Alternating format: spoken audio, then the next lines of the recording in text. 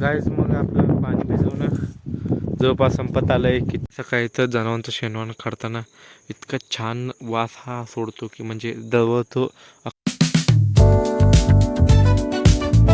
So YouTube family, good morning and welcome to my new blog. मग सकाळ सकाळी इतकं थंड होती बाबा, ते काय सांगायची गोष्ट नाही. इतकं लई थंड होती, जवळपास एक 12 डिग्री होती. 12 डिग्री सेल्सिअस लई खतरनाक होती बाबा. आणि सध्याचं वातावरण बघा, ऊन पण आहे आणि इकडं थंड पण आहे, सगळं आहे. आणि आता मी मोटर चालू करणार आहे, कारण काल एक फक्त 8 कट्ट्या आता झाल्या, त्या बाकीच्या राहिले. मग 12 वाजेपर्यंत संपेल सगळं चालू करून, मग ते भिजवतो ते एवढं. चला ते आपोआप चालू होतं. मग चप्पल पण आपण इथं सोडून जाऊ.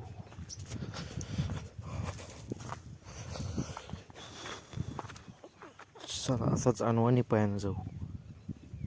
स्टार्ट होतो नाही बी.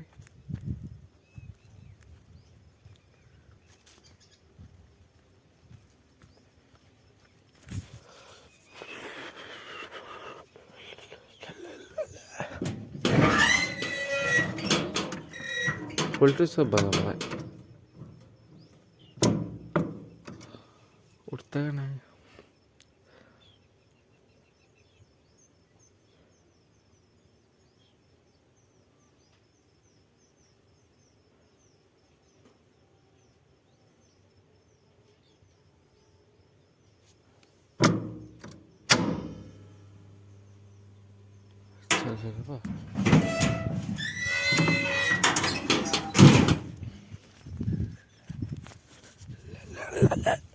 चलो पट पाईप मध्ये ठेवली. आहा, सकाळ सकाळी थंड वातावरण लागलं पाण्याला.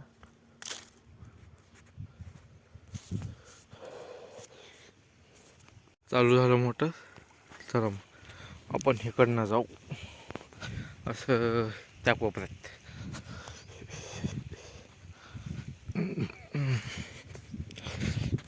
आणि मित्रांनो, जेवण पण झालं आहे. जेवण पण उकळून घेतलं मी. जस्ट लाईट आली, मग लाईट घातलो आधी, मग त्यानंतर जेवण उकळून घेतलं, मग परत मोटर चालू केलो आणि आता निघाला त्या कोपऱ्याकडे. तिकडची सगळी माती इथं आली मित्रांनो बघा. तिकडची सगळी माती ह्या म्हणजे असं इकडं थोडं उतार आहे, त्यामुळं असं पाणी खळखळत येतं आहे. त्यामुळे त्यासोबत माती पण येते त्याच्यासोबत. चलो चलो चलो चलो. बघा मित्रांनो, हरभरा आणि मध्ये एक मका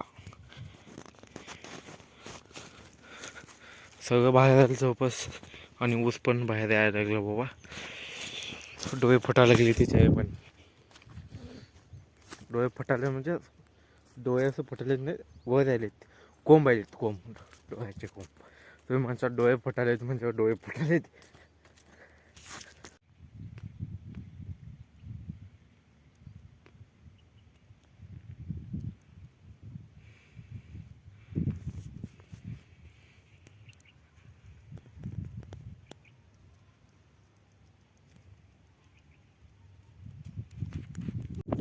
गाईज मग आपलं पाणी भिजवणं जवळपास संपत आलं आहे. किती सरा राहिले म्हणजे तिथं 1 2 3 4 5 हा 6वा.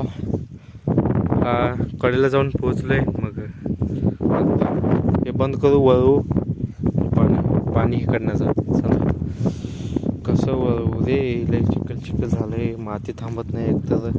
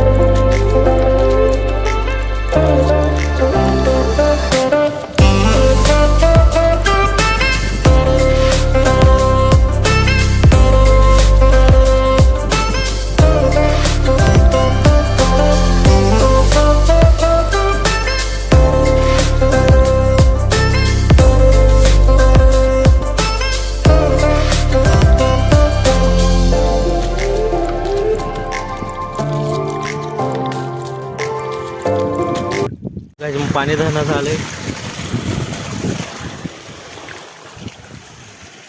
स्वच्छ हातपाय तोंड वगैरे पण धुवून घेतलो आणि आता मोठं बंद करून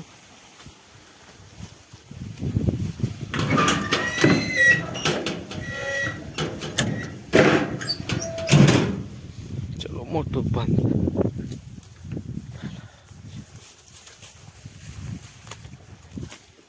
अजून हे कॅन धुवायचे.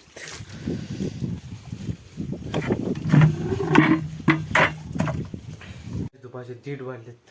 1:30 कसं 1:47 झालेत. आणि मी जेवण करायला. जेवणामध्ये दूध आणि थोडंसं गूळ आणि चपाती एकदम कुस्करून असं हाणायचं. पाहिजे तेवढ्यात.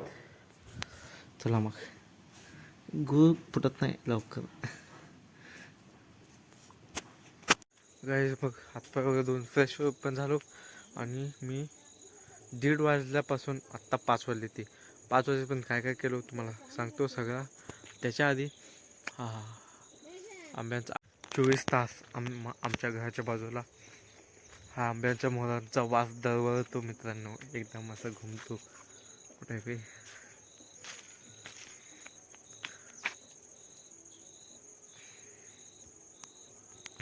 सकाळी तर जनावरांचं शेणवान काढताना इतका छान वास हा सोडतो की म्हणजे दरवळतो अख्खा परिसर. कुठं पण फिरा घरा म्हणजे झाडाबाजू वास येतोच ह्या झाडात. बघा मित्र. आणि तुम्हाला मागच्या ब्लॉगमध्ये तुम्ही बघितलं असं मागच्या म्हणजे दिवाळी संपल्यानंतर एक ब्लॉग टाकलेलो मी ह्या झाडाचा ब्लॉग टाकलेलो. ह्याला मोहर लागलेली तेव्हा पण त्याचे रिझल्ट दाखवतो तुम्हाला. लागले ती पण दाखवू भाई. बघा त्या तिथं लागलं का आंबे खाली होतं पण ते सगळं गळून गेले. जनावर खाल्ले तिथे शेंडा. मग त्यामुळे त्या तिथं आंबे बघा दिवाळीला मोहर लागले ते आंबे बघा. एक 4-5 लागली ती लहान आणि वर इतकं जास्त झाली ती 75% गळूनच पडते ते मित्रांनो. काय करायचं होऊन 75% खालीच गळून पडते ती फुलं. मग ह्याला काय उपाय. किती छान. आणि ऑलमोस्ट सनसेट होत आलेला आहे. गाजर होताला खत मारलेलो आणि ते पण इतकं हिरवंगार झालं आहे. आता परत पाण्याला आलं आहे. पाणी सोडणार उद्या सकाळी. दुपारी सकाळी तिथं बघू गाजर होते ते हिरवंगार.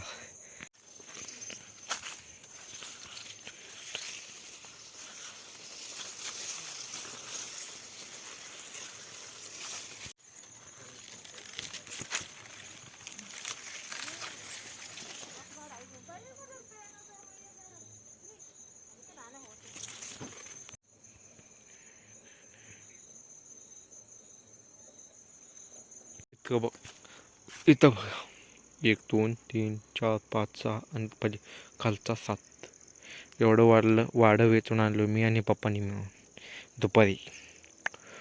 किती गोळा झालं बघा. गाईज फिलहाल आता चहा बनवला आहे. आता मस्तपैकी चहा पिऊया. चहा पिण्याचा आनंदच होईल. बाहेर पडून पण अंदाज झाले मित्रांनो. मग मी नेहमी प्रमाणे काडीपेटी घेऊन आलो इथे शिकायला. जेव्हा जाईपर्यंत आपला डेली रुटीन हाच. रोज संध्याकाळी जेवण करणं, संध्याकाळी म्हणजे चहा पिऊन जेवण करणं, मग नंतर शेकून झोपी जाणं. हाच रुटीन. ह्या रुटीनमध्ये काही बदल होणार नाही. म्हणजे होणार नाही. चलो मग लाईट बंद करतो थांबा. झाली लाईट बंद.